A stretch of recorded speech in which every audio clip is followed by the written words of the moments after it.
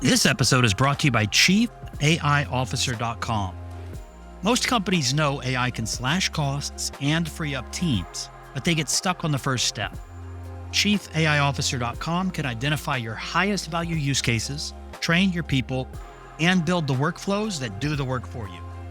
Book your free private 15-minute executive briefing by going to ChiefAIOfficer.com and scheduling a call.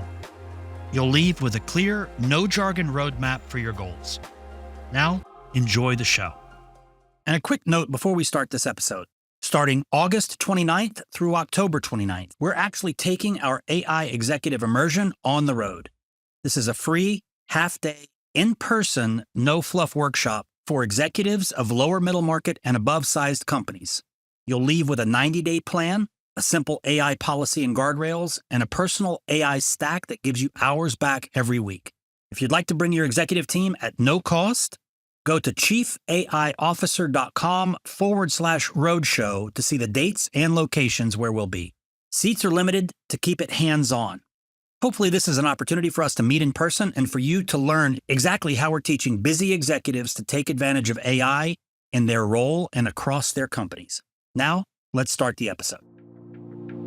Welcome to Using AI at Work. I'm your host, Chris Daigle.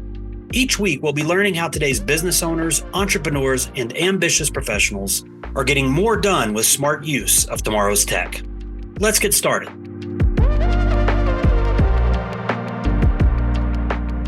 Hey everybody, welcome to the show. I'm Chris Daigle, and our guest today is Jay Feldman, aka LeadGenJay. We had the chance to have a group discussion with the Chief AI Officer community, and listeners get free access to that community. Check the show notes, by the way. And it was a huge hit. The way that Jay is, I don't know, it's almost like using AI to cheat when it comes to generating interest in your business and generating leads. The right leads coming into your sales team is pretty incredible. So today we're going to talk about not only generation of lead strategies, but also the application of AI in that. So Jay, say hello and introduce yourself. What's up, everybody? Chris, thank you for having me. I'm pumped to talk to you and your audience about AI today. I always think about changing my name from like LeadGenJay to AIJ. Since I'm just so deep in this rabbit hole nowadays. Bigger valuation. Yeah, I think so. Especially where the world is going. It is all AI. And we were just chatting, like finding a lane that's going to really like be revolutionary for AI and sticking to it, mastering that is critical. And for me, being able to automate getting clients, I mean, really, what is more revenue generating than that? So that's what I specialize in, and I'm excited to chat with you a little bit more. Awesome. So let's talk a little bit about your background. I know that you were successfully doing pre-AI, but now that AI's come into it, things are accelerating. So tell us a little bit about how you arrived at this moniker of LeadGenJay. Yeah, SparkNotes background. I don't want to spend too much time boring everybody. Actually went to medical school, graduated medical school, did a year of training as a family medicine doctor before leaving and doing business full time. Started my first marketing agency about halfway through medical school, well before AI. We had Zapier back in the day, but that was about it.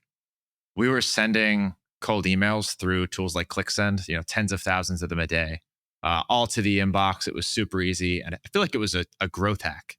It scaled our agency to $600,000 a month within a couple of years. And I ended up leaving medicine to do that full time because the gravy train was running. And then cold email got a little bit harder. I mean, you really had to learn how to master some of these new tools in order to stand out, scale deliverability, automate the entire process when you couldn't just send 10,000 emails at once. So when that the gravy train turned off and I had to figure out how to replicate that success that we were having with tools like ClickSend, now that the rules had changed, I kind of had to learn how to learn this stuff to keep the company alive. We had 50 staff, a full sales team, and I was responsible for keeping them busy. Yeah. So what I realized was I could do a lot of the same stuff we were doing with mass sending tools like ClickSend, but we just had to figure out how to automate it. So I mastered make.com and then obviously now N8N, learned how to use the large language models as soon as they started to show up to write first sentences for the cold emails, hyper-personalize the cold emails.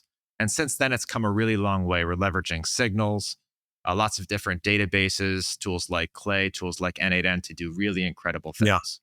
So now I run my PR agency, which is 60 people, 2 companies. and LeadGenJay, obviously, which is now 15 people on its own. And we teach the same stuff, how to build these automated lead generation systems.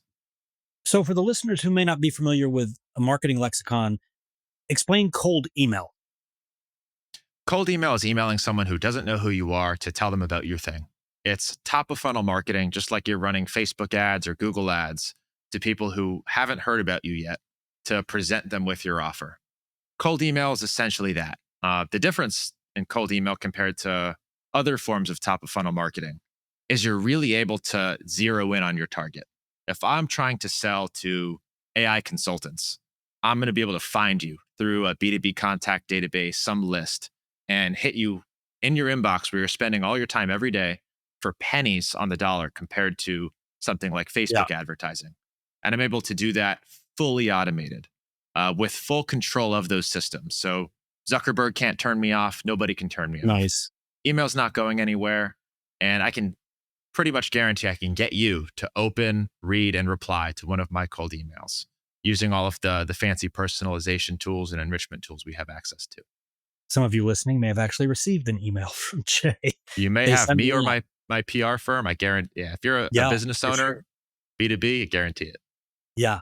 So I don't know if this is a sensitive question, but some people hearing this that might not be familiar with the concept might say, well, that sounds a lot like spam. Yeah, and if done poorly, it is spam. No one likes bad advertising. Bad advertising in general is spam. You probably open your mailbox every day and have a whole bunch of stuff that goes straight to the trash can. You probably see ads on Facebook and Instagram that look like spam and are spam. Done well, you're hitting people that actually are interested and in need of your thing. And you're hitting them with a message that resonates. So good advertising in general, people enjoy. I mean, I love getting cold emails that are relevant and personalized Sure. to me. The bad ones are spam. I'd say just like any other form of advertising. That's a great response. And I hadn't considered that. So the conversation that we had the other day was specific to, I think we had a lot of AI consultants from our community that were Yes. on that call. And we didn't just talk about email. You actually talked about omnichannel and some of the stuff that you guys are doing that where the email is supported by different channels also targeting that individual. Can you talk about, and that's, I mean, that's ideal marketing right there where I'm getting people on Yes. multiple channels. Can you talk about like what that omnichannel looks like? I think the goal of every marketer should be omnipresent, right? You can't just market to somebody on a single channel anymore. Those days have long passed. You need to be everywhere that they are. 'Cause the truth is, people spend time and value different platforms. Not everyone's on Facebook. Not everyone's on Reddit. Not everyone's on email. So omnipresent marketing, being everywhere, relies on you advertising on multiple channels. So we're able to automate a lot of that through Nice. a lot of the stuff that you teach, N8N, combined with a lot of different softwares that deliver that form of marketing. So some Mhm. examples that I think we chatted about that might be relevant here: direct mail. Most people don't use direct mail for Right. advertising. Now, done at scale, this can be spam. This can be a lot of wasted money. But using signals like somebody opens my cold email. Now that's a good signal for, oh, I got them to open it. Maybe they're interested in it, or they maybe even they even replied to it. Mhm. Then I pull their address through that same list, really easy, and send them a direct mail through a third party tool or software. I prefer a tool called Handwrytten because it actually Oh, nice. handwrites the letter and the envelope, has a really good open rate compared to just like a postcard that you would send. Or if you're selling high ticket and your TAM is really small, there's not a lot of clients that you can sell to. You can even automate gifts. They reply to an email. They're still far from buying from you. Why not send them a $10, $20 gift that's relevant to them? You can automate all of that and really enhance your marketing. Some other good channels that you can help to make all your cold outreach efforts a little bit better. You can do voicemail drops. You can do SMS. You can move it over to LinkedIn and send them a connection request. And all of these things you can automate. The more channels that you're able to contact somebody on, the more they feel like they know you. They have like this innate feeling that they can trust you because they've seen you here, here, and here. And all of that should be paired with retargeting ads that are paid. So with this omni-channel effort or omnipresent effort, I like that word a lot better. The comparison between people might be listening and say, well, we have a marketing team, right? Yes. I doubt that marketing team, I know marketing, I know technology. I doubt that marketing team is doing what you showed me the other day. Yes. What is the, I guess, equivalent output with these AI powered automations that you're building on this omnipresent versus, oh, I'll just have my team start focusing on that humans, like, am I getting 10-to-1 from automations versus what I need, 10 marketers on my team to be able to replicate what you're able to do through high scale automations? That's a good question. And I'd say that historically, doing what I do was done with humans. I mean, Salesforce built their empire with a team of SDRs, sales development reps, Yep. sitting in the office doing one to one outreach, cold calling people, cold emailing people. Yeah, we're able to do that at scale at numbers that were not previously possible. So what is the impact? I mean, massive. We don't have SDRs anymore. We don't use them anymore. I don't think there's a reason to. And I guess the power of automation is gives one doctor the power of 100. It Hmm. scales the capabilities of a single person. So instead of one person sitting there outbound dialing all day, Yep. you're expecting like 200, 300 outbound dials, 90% of which don't answer. Now we can send voicemail drops at scale with the offer. People listen to the voicemail and give a call back. Now that one person is just intaking calls of people who are returning that voicemail drop. And it's a much more effective use of that person's time. Instead of one person sending out 1,000 cold emails a day and hoping that, five of them respond, we're able to automate that. So when those five do respond, now that one person is just focused on converting that interested lead into a call, which is a much more effective use of Yeah. that person's time. I would say 100 times more effective I'd rather take an inbound than an outbound any day. every day, all day.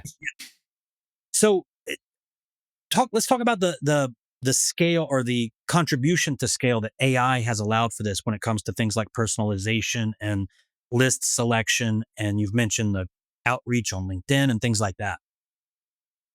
Man, AI has made a huge impact, and I almost want to segment automation has also separately made a massive impact. So through AI, when this first started to come out, it was like scraping somebody's LinkedIn accounts, Yeah. saying something nice about their college, and that was kind of cool because nobody had seen it before. Now it is indistinguishable from a US based Yes. SDR. It will Yeah. go and do research on all of your businesses, your personal information online. It'll scrape your LinkedIn, your website, your posts on Twitter, and be able to really get a full picture of you and everything going on in your business and your life. And with the right prompt engineering, be able to write one to one outreach that is Yes. indistinguishable or better than a human. And it doesn't quit, it gets better with time, and it can do it at a scale that humans just can't. So it's hard to even state the impact. It's Yeah. transformative. So I know that one of the things that you do in is you have a very large community of people who are following your frameworks and methods and that sort of thing. Um, the individuals who are in the group, generally speaking, what would you say their level of AI savvy was? Our group is about 25,000 right now from all over the world, Huge. and it ranges a lot. Some Uh huh. people are extremely AI savvy, and so a lot of people are just trying to figure out how to get leads for their business in an ever changing landscape. What I've realized that a lot of the younger people who are consuming content and trying to learn how to do online marketing right now are all in on AI. Nice. Okay. But not everyone's good at taking the AI knowledge, AI automation, and learning how to make money from it. It's really easy to build automations in it, and it's really hard to be able to put all the pieces together The and actually business build side. a business around it. Yeah, that makes a lot of sense. So, have you noticed? How long have you had the community? About 2 years now. Okay. Have you noticed that the sophistication level of AI users is growing in your community? And I'll give you some reference for this. We launched chiefaiofficer.com in 2023, and I thought we were late already. Right. Um, 2024, same thing happened. I was like, okay, this is going to be a huge year. People at this point, they've had a chance to play with the tools. Like they get it. They're going to be ready. Didn't happen. Now, 2025, it's been crazy. The increase in interest. And also, as we talk to people and we ask them, like, what's your comfort level with AI? We hear a lot of like threes and fours. And then when we ask those business people, well, what are you using it for? And they say two things: writing emails, summarizing documents. And Yeah. anybody that uses AI regularly knows that's it's good, but that's probably like a one. Right. Well, have you noticed kind of that same trajectory as far as capabilities or belief in capabilities in your community as it's grown over the past 2 years? I'll probably have a much better answer for you for that question in about 6 months because we're launching our AI community. Most of Okay, the nice. stuff that we talk about inside of our lead gen community, there's a lot of AI in there, but it's mostly following my AI automation blueprints to Got it. get to a certain result. Like here's the template to like scrape this list on Apify, enrich it, qualify them with AI, write the one-to-one email using AI. So I'd say about 10% of the people in my higher ticket paid community are Yeah. doing that. Okay. Most of them aren't able to get to that point, and I preface that in a lot of my trainings. It's like this is advanced. Don't reach for this until you have an offer that works. You know the targeting that works, like people are interested. You've got copy that works, and then you use the AI automation to like get the next 10% out of those results.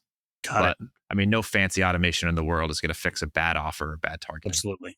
We'll just get it in front of a lot more people. Yes. So I know that you guys work with a lot of businesses, um, and in that capacity, businesses just basically turn it over to you as a black box. You guys handle everything. We've got a range of offers. You've probably noticed this as well. You talk to several different types of leads. Some are at the beginning parts of their journey and they really want to learn this stuff for themselves. Obviously, the more successful businesses, the more established ones that we speak to, just need a system to get automated leads installed into their company that works, and they're willing to pay up front for that. So we've got a range of offers for people who are just dipping their toes in, people who really want to learn and master this stuff for themselves, and then for the more established companies where we set it all up, but not just set it up, actually stick with them and test and do A/B testing and test different lists and targeting methods until we find something that actually works. It's just like any other form of advertising. Yeah, You could launch a Facebook ads campaign in 2 seconds. Doing one that actually converts, tracking your ROAS, making sure that it's profitable a for lot of you, work. that's a whole different story. Yeah, That takes expertise, that takes time, that takes testing, it takes money. So if you want to create a money printer, whether it be Facebook ads or Google ads or cold email, the expertise does help a lot. yeah. So we talked about you answered my question about the growth in your community as far as AI interest. With the B2B clients that your team is talking to on both the PR and the lead gen side, is AI coming up in the conversation more? All the time. And the most painful thing for me as a business owner is telling someone that we can't, I know we can do it for them, but we won't do it for them. And I think this has been a big problem with the AI consultants that I've talked to as well, not being able to productize your AI offers. So they're coming in with all of these crazy things that they want to build, and I could build it for them, but it would be me sitting there building it for them, Right. which is not what I want to do. So, part of I think we talked about this briefly before, where I really want to take this thing is being able to productize these one at a time. Here's this thing that I'm doing for my companies that's working really well. Teach you how to do it. But if you want me to implement it for you, like here's the system where we implement it. And I guess now with the platforms that you're using, like Make, Zapier, and N8N, once it's built, tested, and in production, it's like easy to deploy it. Like if you're using it well, it's easy to deploy it into other businesses because it's almost a copy. And there's config and API keys or whatever that need to be plugged in, but the architecture of it just gets copied over once it's built. I guess pretty much. Pretty much, with a few nuances, as there always is. The prompts may change based on that company's needs. The tools that they're using may change. I built a AI sales director for LeadGenJay and for Nice. Otter PR, my two Yeah. companies, but they work on very different softwares. So, for example, we're using Fathom inside of LeadGenJay. Like my sales team is using Fathom to record all their calls. Getting those calls from Fathom to a Google Drive to trigger that AI sales director is a different structure than Otter PR, which uses MeetGeek, where I have to do a little bit more fine tuning with the Got it. API. One uses PandaDoc for the proposals, and one uses Go High Level for proposals. Mm-hmm. So you can't just copy and paste these templates for every one of these Sure. automations. But with a little fine tuning, yeah, it's simple enough to figure out. Does it typically require a company to invest in a new tool stack? It can be recommended at times. There's definitely some old softwares that don't have very good APIs that make the job of automating something very hard, as I'm sure you know. Yeah. So there's always stuff that I'd recommend to use. And it's much easier if you're coming at the beginning stages of some company and they haven't fully adopted a software yet. once they fully adopted something, it can be really tough to move off. I don't know if you've ever tried to change CRMs. It's Yeah. a freaking nightmare. I used to do SAP consulting, and there was multi-year efforts. What is your tech stack out of curiosity? What are you using for project management, automation, CRM, email marketing? I have a human that drives it all, Yeah. and she is her disposition is she's strict, right? However, she leverages the heck out of. We've got some automations that take our Fathom call recordings and then run them through some filters that she's created with either custom GPTs or some automations that evaluate the calls, spin up the action items and things like that. GPT is the primary engine that we use for a lot of our LLM work. Mhm. We were on a call this morning, and how we would describe that would be ChatGPT for, I guess, knowledge work. Yeah. Claude at this point today for any type of like coding or coding support. Mhm. And for any video advertising that we might do, most likely would be Gemini's VO3 or Google's VO3.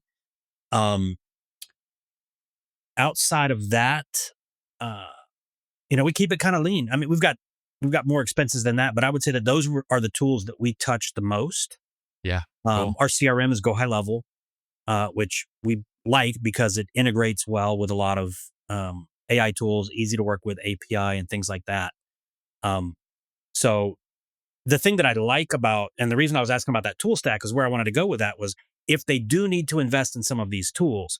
Again, I came from, early in my career doing SAP. I think the implementation I worked on was, $70 million or something crazy like that, right? Jesus.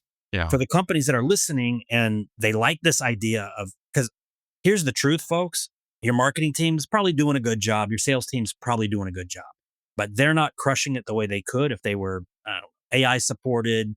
They were leveraging, these types of automations that could do a lot of the heavy lifting. Right. So anybody listening to this should be considering what that tech requirement would look like. And the point I was going to get to, because I don't know the answer, was I know on the AI side, I don't have to spend a lot of money to get incredible power and incredible tools, right? Yes. Like we might spend less than $2,000 for our whole company for all the tools that we use. In setting up, because you mentioned a few tools like the lead enrichment environments and things like that. If somebody was going to set this up themselves, or they were going to hire you guys to come in and advise on tool stack configuration and that sort of thing, what kind of expense should they expect to absorb to get this thing spun up?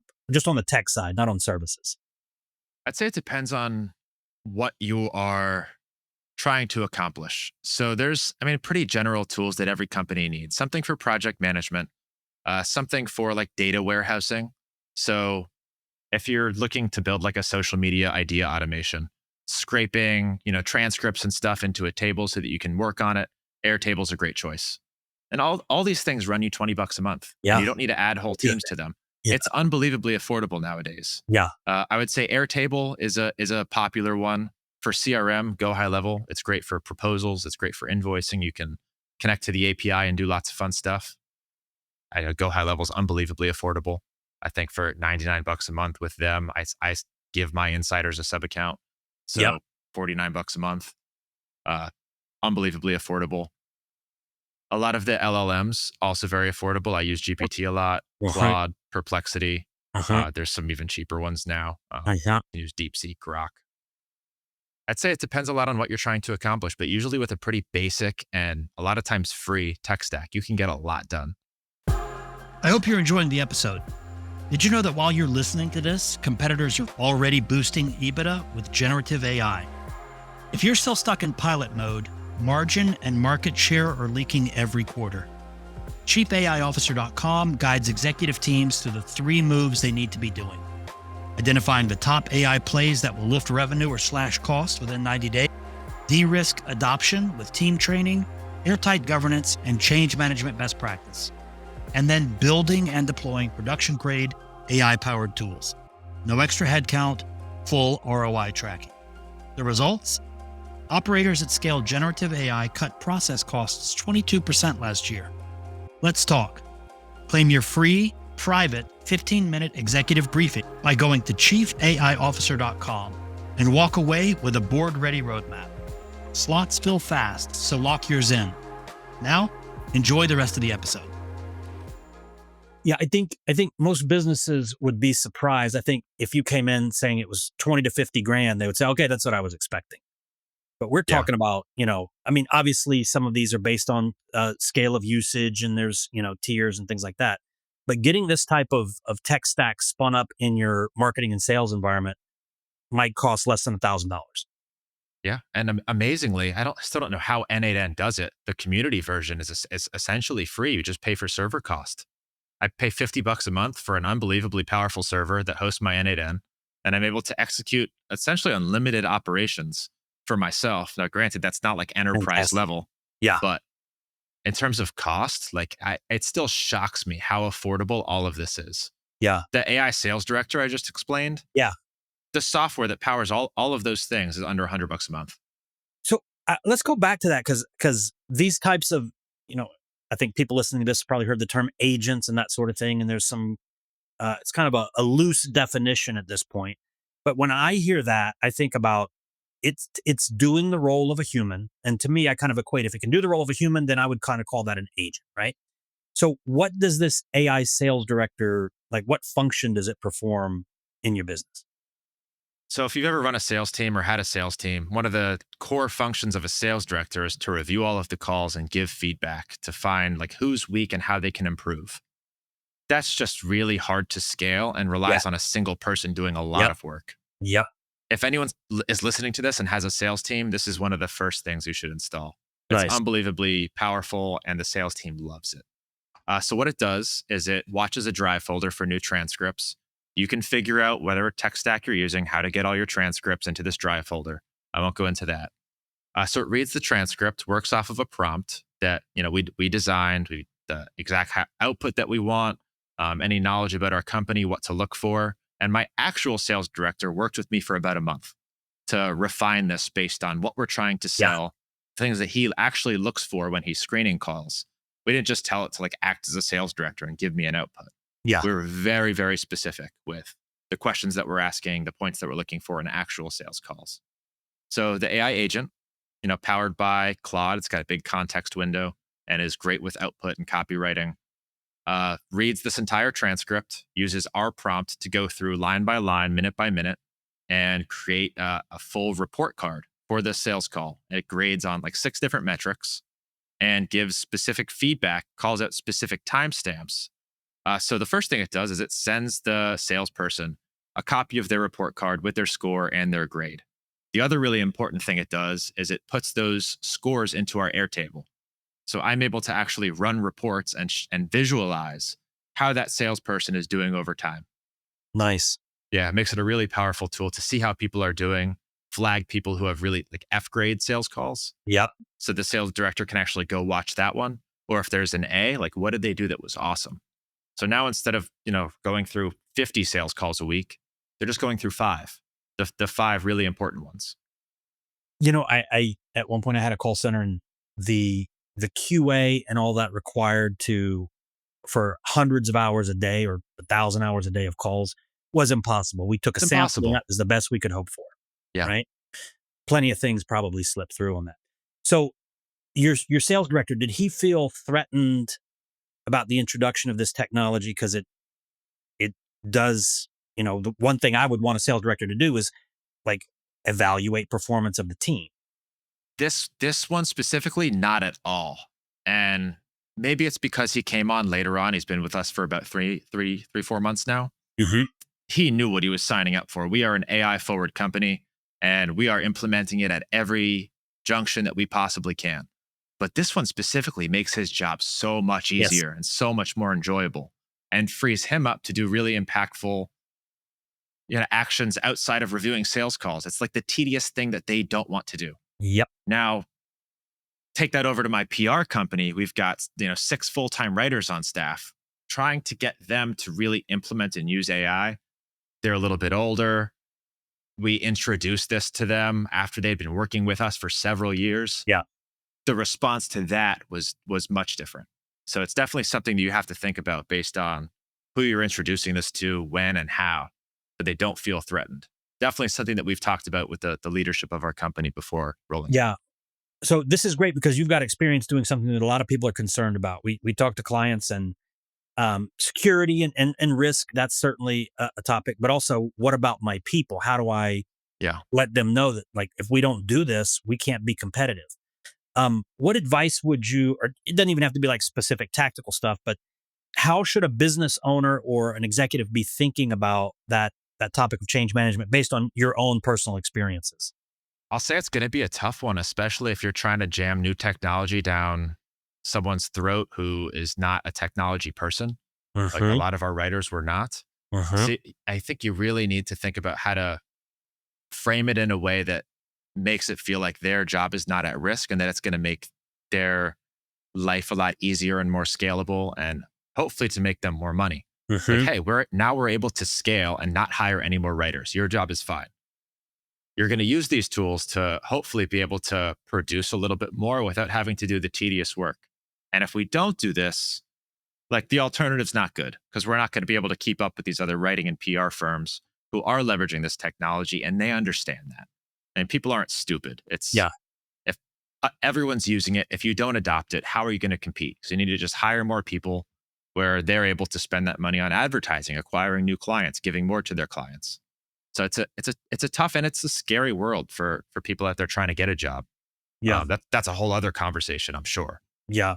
It's interesting. We're talking about specific roles within the company, Yeah. but my thought was that applies to business. Like, just replace employee with business. Any business that is hesitant to adopt this, or I mean, I get the hesitancy, but doesn't move forward with the adoption.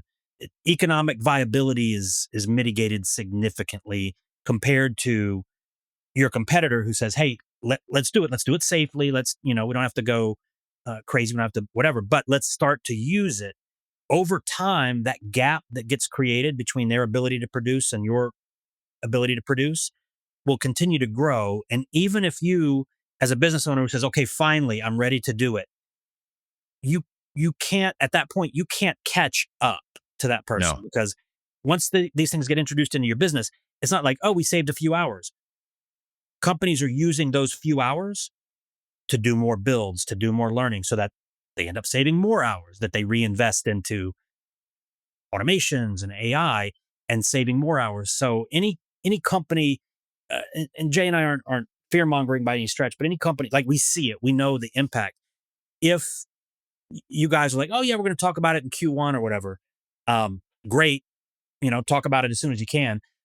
But I would not. I think even then, 6 months from now is going to be, um, it'll be tough to catch up with competition who's taking action now. So, I'll fearmonger for you if you don't want to all right, fearmonger. you do it. No, I'm terrified. Not just about us not implementing AI fast enough, but if my business model is even going to be viable a year from now. Interesting. So like the entire way that you operate, the offer that you deliver could not be.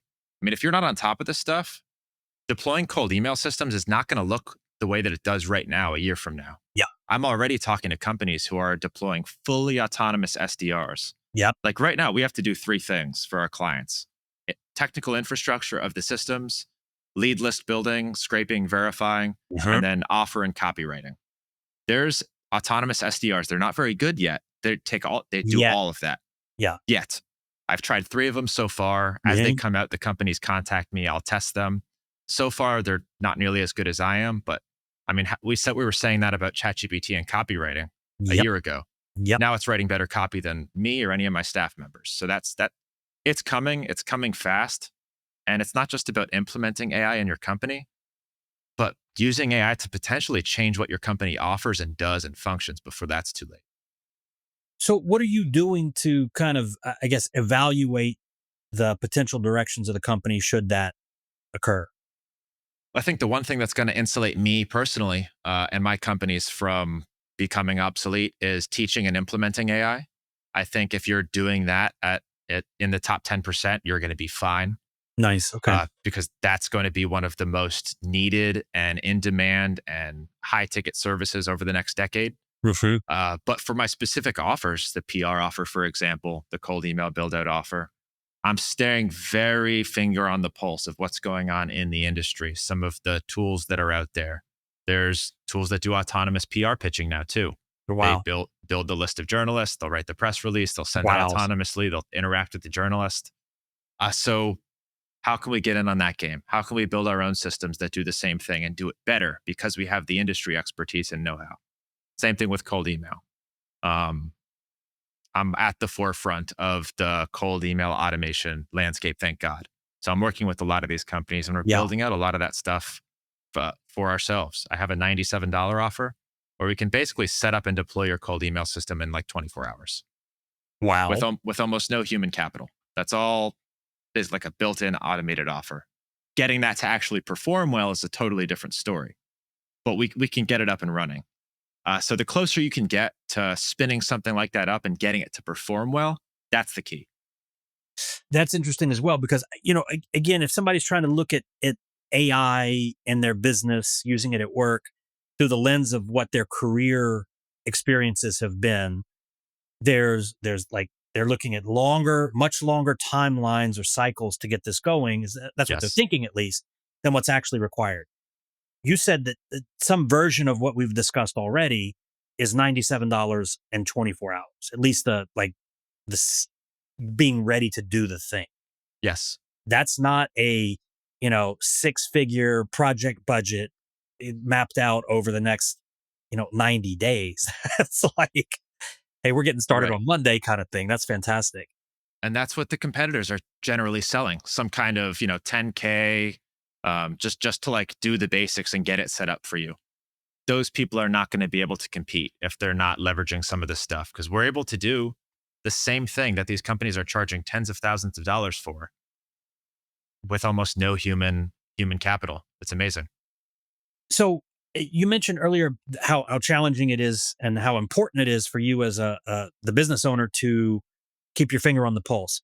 The number one thing we hear from companies that we work with and clients that are in our certification programs is it's hard. Like, oh my, I feel overwhelmed. I mean, I think the last measurement we took was there was 11 new major updates on a weekly basis. Like, it's impossible, right? It's How are impossible. you, because you've got obviously other obligations to run the business, you've got, all of that stuff that comes with it.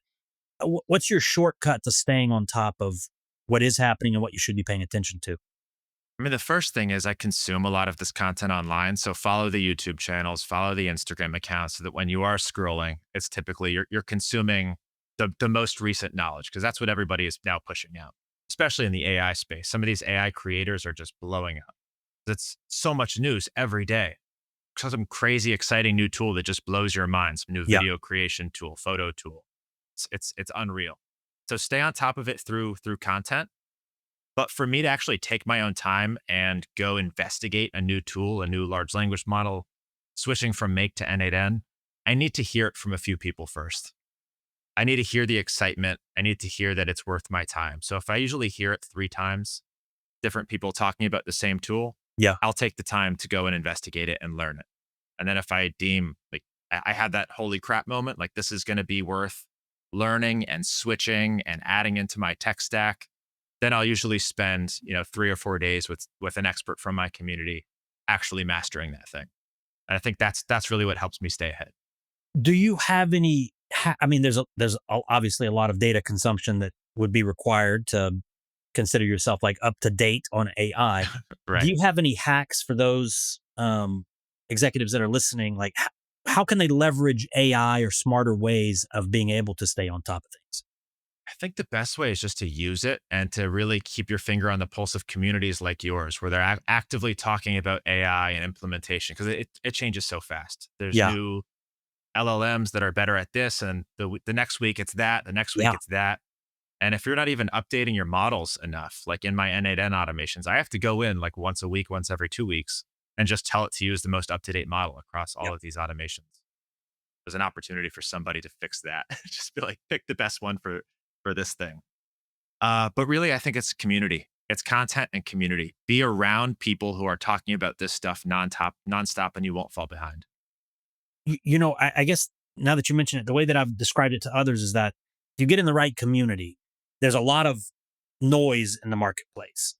If Yes. you get in the right community, you have collective knowledge that's filtering out that noise and just Yes. bringing in signal to that community and maybe you're more interested in this side of AI or this role and AI's impact on it.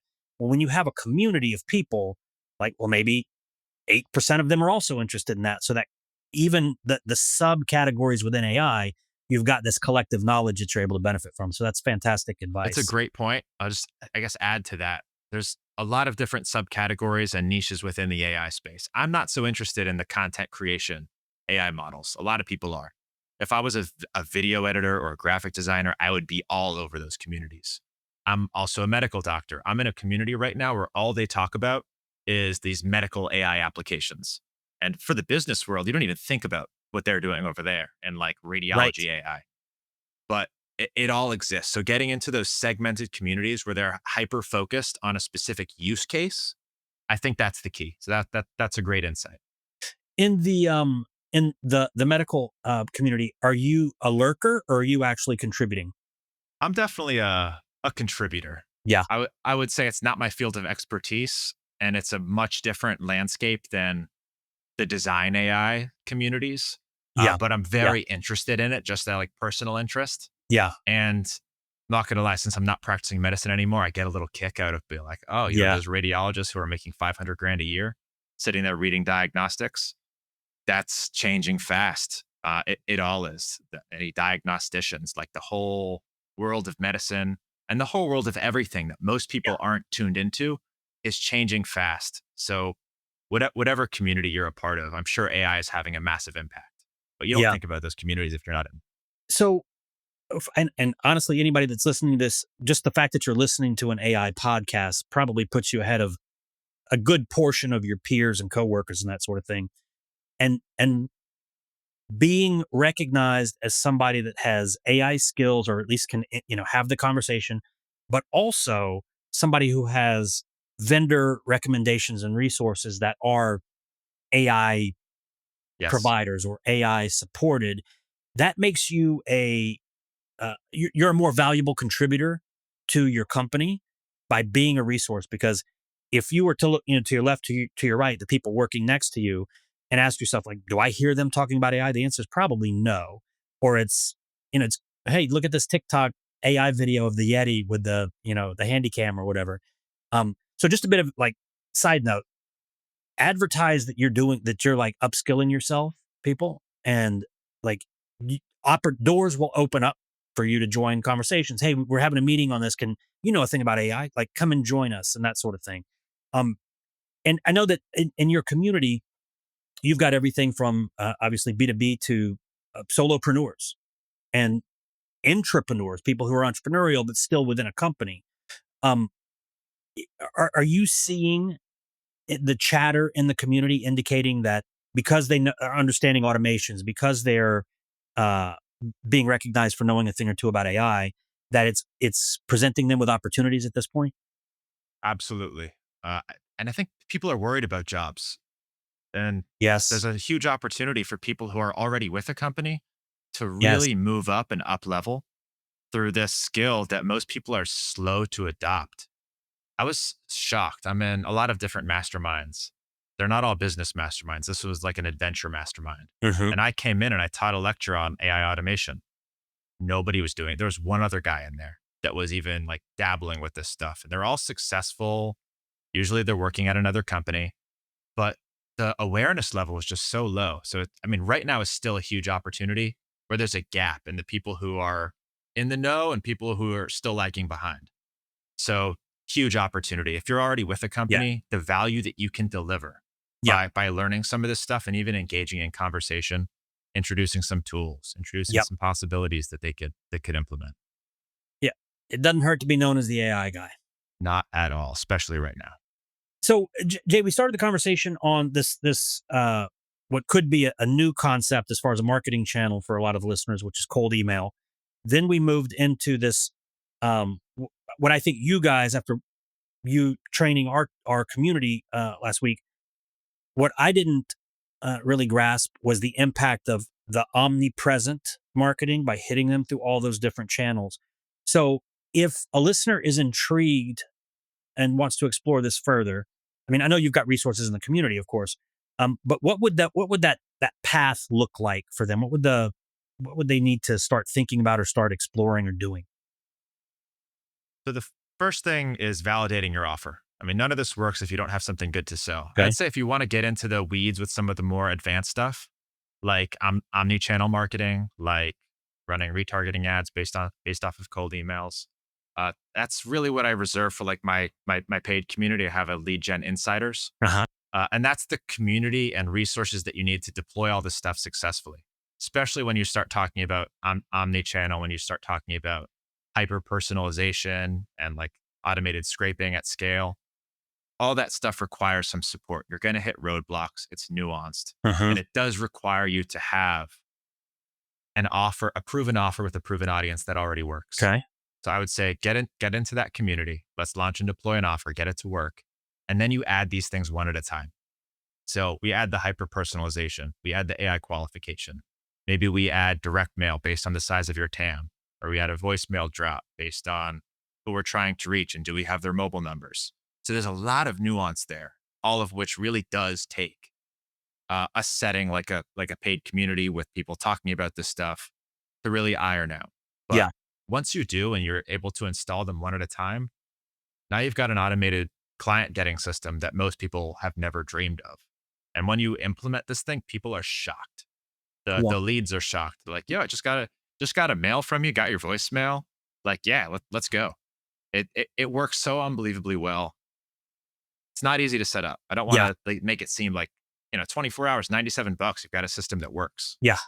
It takes fine tuning. There's Yeah. nuance involved. Yeah. Uh, but once you do, there's nothing like it across any other form of advertising. And we do it all. I run paid ads, top of funnel ads. We do lots of retargeting. We do, Reddit growth hacking. Cold email by far for the past 10 years has been our moneymaker. So I can tell you from my personal, like we're going through right now. So with our company, we're doing a roadshow. Essentially, we're going to do about 14 live events, hosting some one-day trainings in different markets around the U.S. It's gonna be very Very busy. cool. And one of the efforts that we're doing is kind of following the concept of Chet Holmes' Dream 100, right? Like getting a very targeted list and doing multiple follow-ups omni-channel. Yes. We're not set up like the way you're talking. And the impact going to be undoubtable. The effort to do it, a lot. Like Yeah. the keeping up with it, preparing the mail pieces, tracking like what stage are they on and all those types of things. So um uh, we should talk about And I'll say this, so just about automation in general. If yeah. it's a Dream 100 and there's 100 people on your list, is it really worth building out and testing all of these complex automations? That's something that I ask myself every day. Yeah.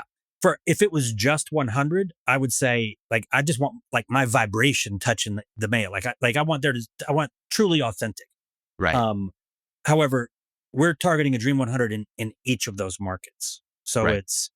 um it's it's intelligently designed multi-step for about 1,000 targeted leads who aren't going to like pick up the phone on like I've got to get through the gatekeeper. So there's a little effort there for sure, a lot Yes. of effort compared to hey, let's run some targeted Facebook ads. And that's not who I'm not looking for the Facebook crowd. I'm looking for the LinkedIn crowd. But even so, um, if even if the direct mail pieces were still like handwritten notes from me or whatever the case might be, there's a lot of it that I shouldn't be pushing the email send button. I shouldn't Right. be like looking at a spreadsheet to say, oh, today's the day that I follow up with them via uh Right. cold call or whatever, right? So yeah, as a personal interest, let's continue the discussion offline.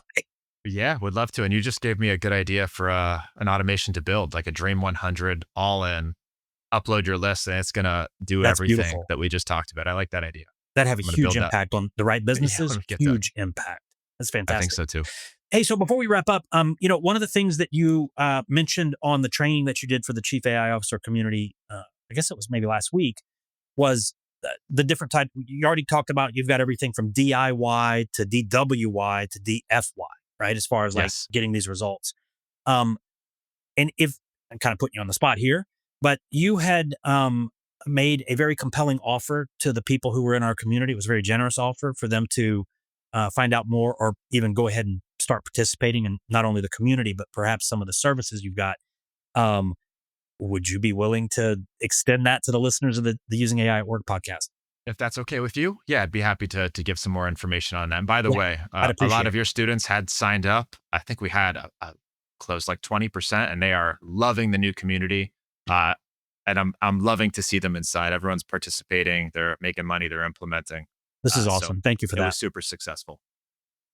It's leadgenjay.com/CAIO. It's going to take you to the link, and then the code CAIO is going to give you the discount and redeem the bonuses. So what are the bonuses? What's the offer? I believe it's 20% off our full It's price big. program. Yeah. And the program that I push everybody into to start is generally my flagship offer. It's the Insiders program.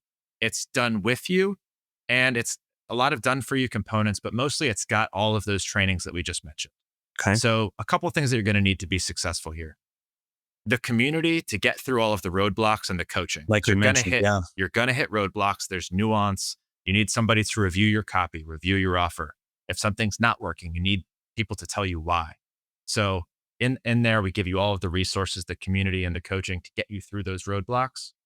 All of the templates, the plug and play, the Clay templates, a lot of the N8N automations that we talked about.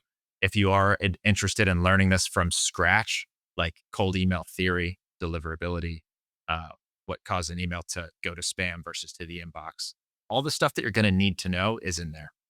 Now, on the more advanced end, we write your copy. There's an AI copy. We do infrastructure setup, so Nice. setting up all Yeah. of your mailboxes. We're working on deploying a full implementation. So actually like putting it all in there for you. So you press play. Lead databases, it's all included in that program. It's not me building it for you until it works. If you're interested in that, just go to our site and schedule a call. But for most people, that Insiders program gives you it's the fast track to success. So leadgenjay.com/CAIO. So for the business owners listening here who are like, I don't even know what N8N means. This is the type of thing that they could go like get their marketing director in there and say, hey, listen to this podcast, Right. do the thing. Okay, perfect. So for those of you that aren't necessarily interested in DIY or diving that deep into, because what Jay mentioned several times was the word nuance. You can, I mean, I'm on Twitter. People are offering, hey, download my free N8N thing. It's just like it was, if everybody remembers, on LinkedIn and everywhere, it used to be prompts. Download my prompts, right? Right. And you download this list of 100 prompts and they're crap, right? Probably the same thing with these kind of like, oh, you can get that automation for free. Yeah, it's going to be crap, right? Yeah. And it's Especially if you don't know how to use it, how to yeah, manipulate it. It's all of the nuance that you need. Not only honestly, I don't even advise using templates. I would much rather you yeah, watch my video where it goes through like my thinking and building this thing, yeah. because you're going to want to customize it for yourself almost every time. A lot of times it means scratching the whole thing and starting over. So yes, the nuance is huge. Downloading 100 best prompts or 100 JSON templates, it never gets you anywhere. It's going to sit in a folder on Yes, your desk. I have thousands of them. I fall victim to these lead magnets all the time. Do I ever use them? No. Jay, I thank you so much for taking the time. The conversation that we had with our community was what really, encouraged me to say more people need to hear about this approach, because a lot of business owners are probably maybe they've heard about cold email and maybe some bro code or vibe coder has reached out to them or whatever. This is not that, and I as a business owner had been solicited by those. I mean, I'm certainly intrigued by what's possible, but I can't trust my business to like I need vetted vendors. I need people who are, I mean, this is how I feed my family, right? Like Same. I can't take any risks here. And I knew it was going to be a good conversation that we had with the community last week. Um, but I couldn't believe how much I learned from the theory, from the best practice, everything that you shared on that. So, again, thank you for taking time out to come on this, but I want to let everybody know that, if you're looking, I personally, based on my experience with what happened last week, what we've discussed today, I would encourage consideration of what Jay's doing. It's the best that I've seen out there. So you're doing great work, man. Thank you so much, Chris. It Yeah. is the number one skill you can learn right now if you're interested in AI automation. It's how to get clients using these tools. No This brainer. is the fast track to doing that. It's a no-brainer. So, Chris, I've had a blast talking to you twice now. Yeah. Hopefully much more. And thank you for having me. Awesome. Hey, real quick before we wrap up, what's the best way for people to kind of plug in? I know you create a lot of killer content. I've seen your YouTube videos and stuff like that. Where should they go to plug in with what you're up to? So if you go to LeadGenJay.com, it's got all my links. Okay. I'm LeadGenJay on YouTube. On Instagram, it's LeadGen. That was a very expensive username, but we got it.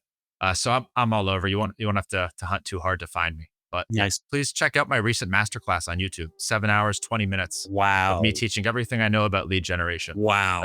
It was released this week. Took months to create. I hope some people can go check that out. That's a lot of content. Awesome. Thanks, everybody. We'll see you on the next episode. Thanks again, Jay.